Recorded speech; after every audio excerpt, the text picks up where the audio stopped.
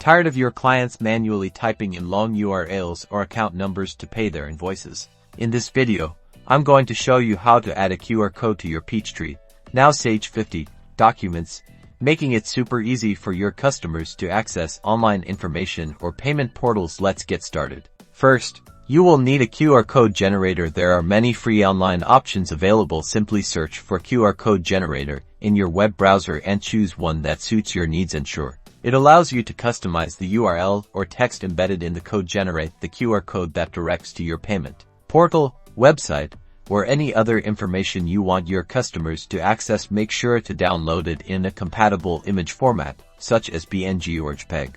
Now, in Sage 50, go to Reports and Forms, then Forms, and select Invoices and Credit Memos. Find the invoice template you'd like to modify and click Customize. This will open the form designer. Look for the Add Image or Insert Picture icon. It usually looks like a picture frame or a landscape. Click the Add Image icon and select the QR code image you downloaded earlier. Position and resize the QR code to fit nicely within your invoice layout. It's a good idea to place it in a prominent but unobtrusive location, such as near the payment instructions or company logo.